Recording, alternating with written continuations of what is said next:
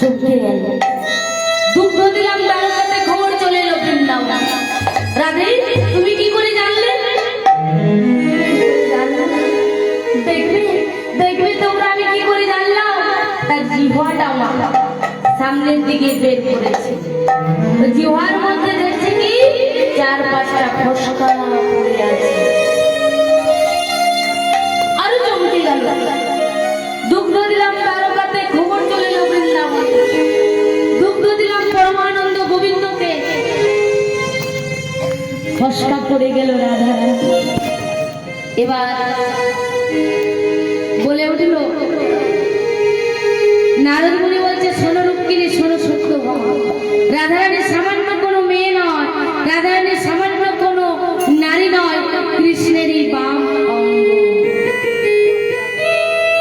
রাধা কৃষ্ণ এক আত্মা বাবা, দুই দেহ ধরি, অনন্য বিলাসের রস আস্বাদন করি।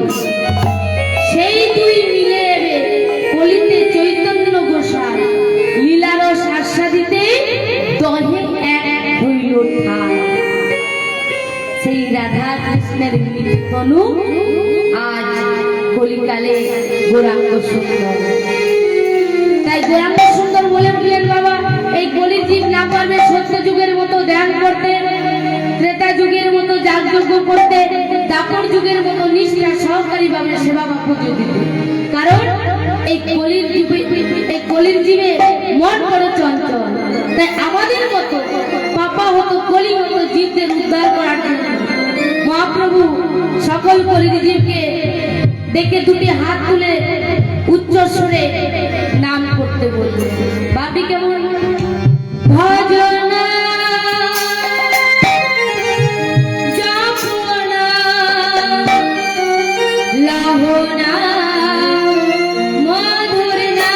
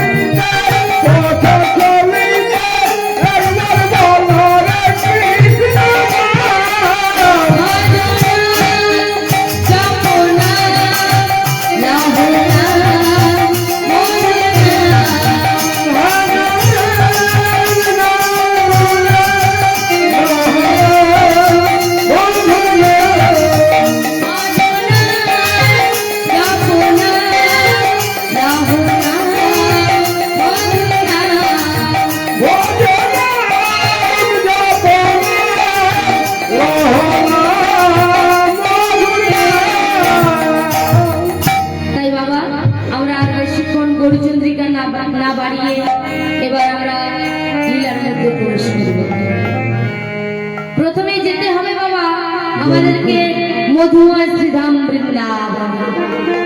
আচ্ছা মা, কে কে বৃন্দাবনে গেছেন হাত তুলুন তো। এদিকে বাবারা, বৃন্দাবনে কে কে গেছেন? বৃন্দাবনে যেতে গেলে কি বলতে হয় মা?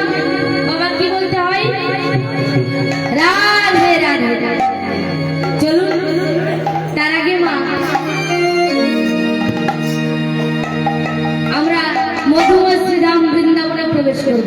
চলুন সকলে দুটি বাহু তুলে একসঙ্গে বলবো, ওগো রাধে রাধে বলে দুটি বাহু তুলে চলো যাই মধুর বৃন্দাবনে বনে গো, চলো যাই মধুর বৃন্দাবনে। রাধে রাধে বলে দুটি বাহু তুলে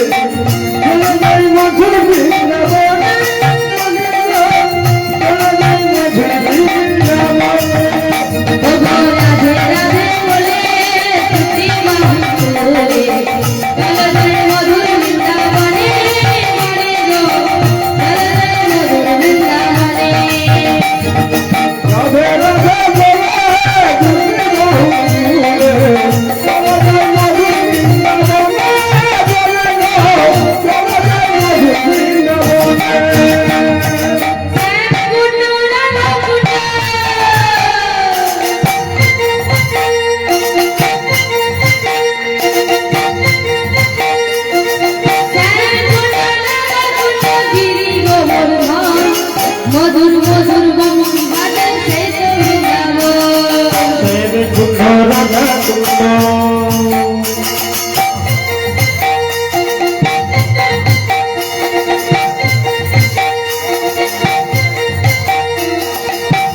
কুণ্ড রাধা কুণ্ড গিরি গোবর্ধন মধুর মধুর বংশী বাজে রাধে রাধে বলে দুটি বাহু তোলে চলে যায় মধুর বৃন্দাবনে বনে গো চলে যায় মধুর বৃন্দাবনে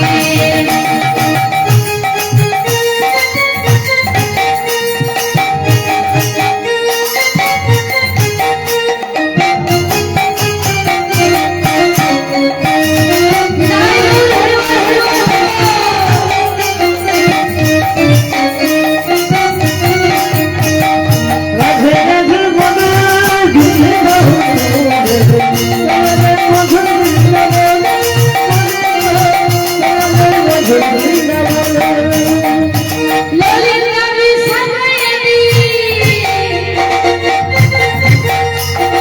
ললিত কবি সাজায়নি যত সখী গান মধুর মধুর বংশী বাজে সেই বৃন্দাবন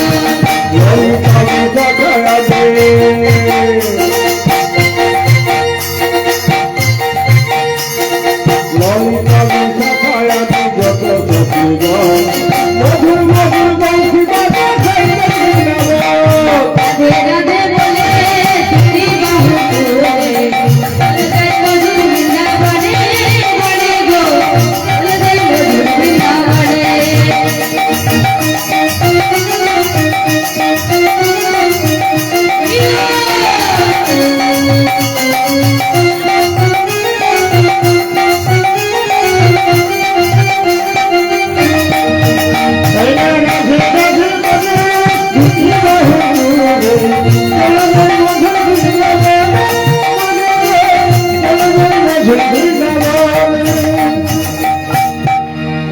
তাই বলিए राधा रानी की श्याम सुंदर मदन मोहन की बाके बिहारी की हरि नाम संकीर्तन की निज निज पिता माता की